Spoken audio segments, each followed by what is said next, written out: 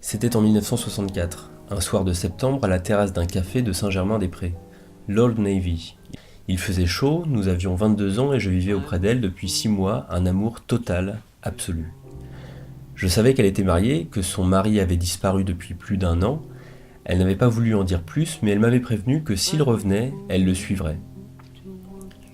Vers 19h dans la foule, quelqu'un s'est détaché, s'est approché, tranquillement. Elle m'a annoncé d'un ton calme, c'est lui, il est revenu. Il a dit « Bonjour ». Elle a répondu « Je te présente un ami ». Il s'est assis. Il m'a demandé ce que je faisais. Il avait une élégance louche de voyou. Après quelques banalités, un café, il lui a dit « Bon, tu viens ?»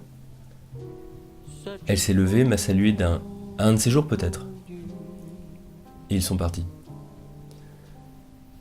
Je suis monté dans ma voiture, une Simca Océane décapotable verte. J'ai baissé la capote, pensant me précipiter dans la Seine. J'ai fini la nuit sous leurs fenêtres, garé sur le parking de leur HLM de banlieue. Je voudrais vous parler de Sophie Calle. C'est une photographe qui a le souci de documenter la vie des gens qu'elle rencontre. Pour ça, elle capture des objets du quotidien, des scènes de vie ou des scènes de rue. On voit des séries contenant des sacs à main, des chaussures ou de petits objets qui traînent sur les tables de nuit. On voit aussi des séries entières de photos prises en rafale qui donnent l'impression d'être dans une sorte de tout petit film en quelques images.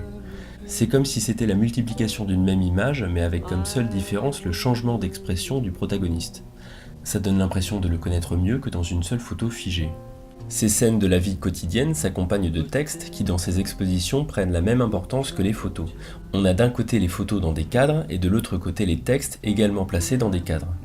C'est au travers de ces textes qu'elle donne du sens aux images. Elle explore l'intimité des personnes avec qui elle travaille. Ce sont souvent des textes écrits à la première personne.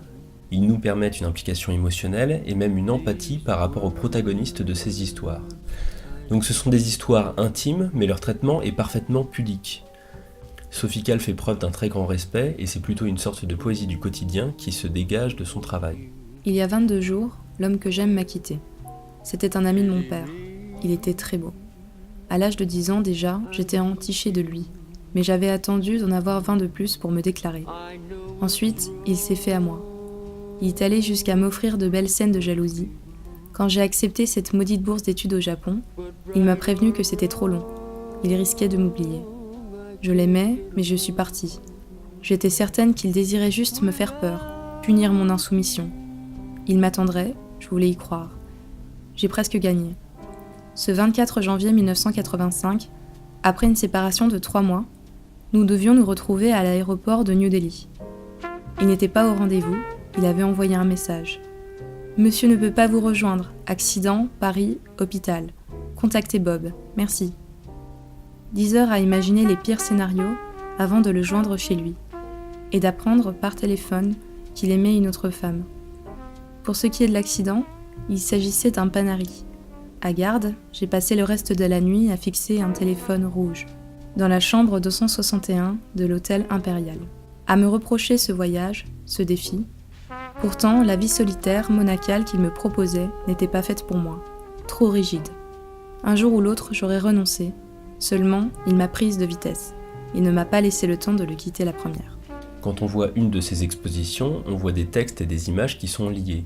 Donc on ne passe pas tout son temps à lire tous les textes, il y en a énormément, mais les scénographies sont faites de telle manière qu'on peut se raccrocher à des images. Ce sont certaines images qui captent notre regard, on s'approche alors du texte, et à partir de là, les photographies prennent une dimension totalement différente. On voit sur les photos un objet plutôt banal, mais l'histoire qui l'accompagne a tendance à nous déchirer le cœur. Le texte nous plonge la tête la première dans une intrigue émouvante. Ce que j'adore chez cette photographe, c'est qu'elle cherche à faire éclater les frontières de la photographie en faisant se répondre les textes et les images. Très souvent, quand on crée une série de photographies, on fait en sorte que les images se répondent entre elles pour se donner du sens les unes les autres.